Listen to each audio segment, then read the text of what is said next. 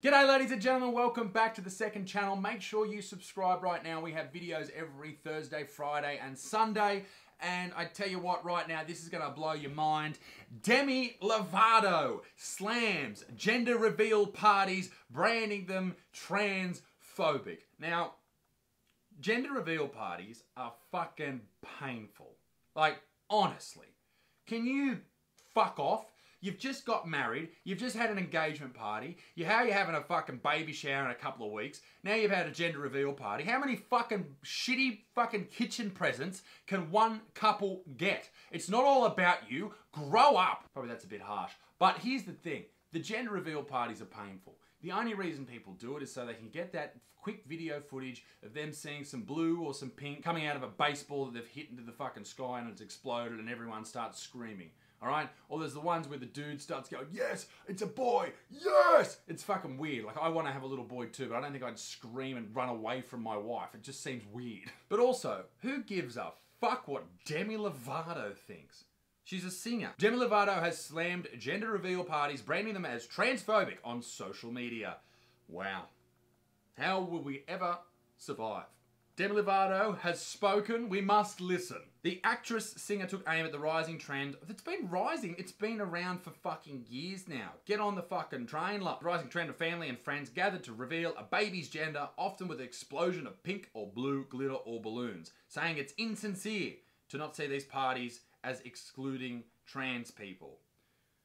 I get that. Well, no. No. This is fucking garbage. You're having a boy or a girl. And if when they're an adult, they decide that they're not a boy or a girl, then cool. That's great. That's wonderful. I wish them the best. I hope they have a very happy and healthy life and find love and have kids and all that shit. But it's got nothing to do with a gender reveal party.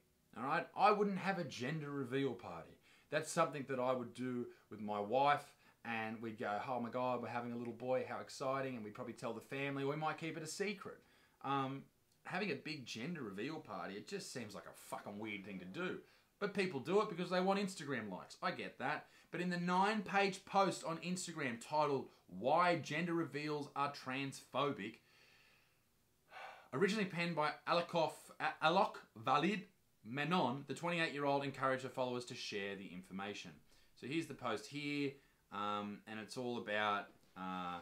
this is not about being politically correct, it's about being correct. The refusal to acknowledge this stems from a misunderstanding of what transphobia is. Transphobia is not just prejudice or violence against an individual trans person, it is the belief system that presumes non-trans people to be more natural than trans people. Only individual people can determine their gender.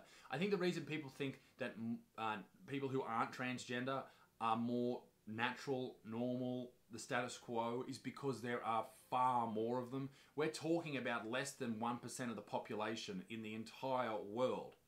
So why would you not suggest that the other is the norm? If you're born with an extra foot, and I'm not saying trans people are the same as being born with an extra foot. If you're born with an extra foot, you don't go, hey, we need to acknowledge the fact that people with extra feet exist. Like, we know that, but do we need to fucking start offering in shoe boxes an extra shoe? Like, because it's such a small group of the population. And I absolutely agree. Those people should be treated just fairly and loved, and they're wonderful people, I'm sure.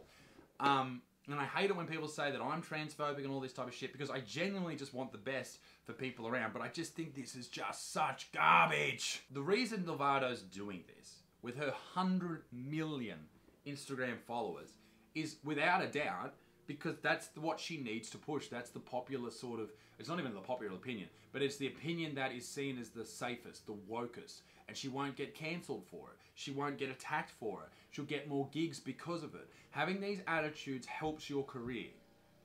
Doing what I'm doing and saying, oh, come on, shut the fuck up, Demi, that does not help your career. That means that I get barred from doing particular venues for my stand-up, all that type of shit. How about this? We went to shoot a ghost hunting documentary, and the place, I won't reveal its name because I don't know if that's fucking, you know, defamation or whatever, but it was a house, and it was called Something House, and they sent back, producer Connor hit him up and said, we'd love to do it. We got Little Dixon, we got The ghost grannies, you know, we've got a couple other guys. We really want to, here's all our other footage that we've done, and they've come together. They look really nice. Amazon Prime was interested in them, all this type of stuff. Can we do it at your particular venue that they promote as a ghost hunting or paranormal location? And they came back and they said, Bleep's house does not share the values of Mr. Butterfield. And my initial reaction to that was, of course you don't. You're a fucking house, you dumb fuck. Like, why? Why would you have the same values as me? You're a fucking 200-year-old house. Anyway, this is the thing that happens. When you start saying these things out loud and you're saying, oh, Demi, shut the fuck up, all right? When you start saying shit like that, people start cancelling you and all that type of stuff. And it is what it is.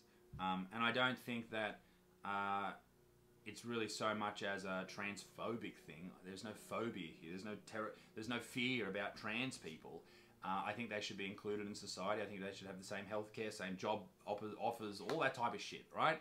No changes. What I do think, though, is that encouraging a baby not to have a distinct gender is just strange to me. Because you're either a boy or a girl. And if you decide later on in life that you've always been a girl, then that's wonderful. Or even early in life, whatever. But why are you doing it to a baby? Because I find that you see the rise in transgender people is that because they've always been trans and finally they have an opportunity to go out and, you know, speak their mind and be who they are, then absolutely, that could be the case. Or is it because it is a popular thing to do now? You have to, at least if you're being honest with yourself, accept that that is a possibility as well. The post adds, gender reveals require not just the invalidation of transness, but the impossibility of transness. The assumption is that the baby is cis. Cisness is positioned as the default. Because of course it is.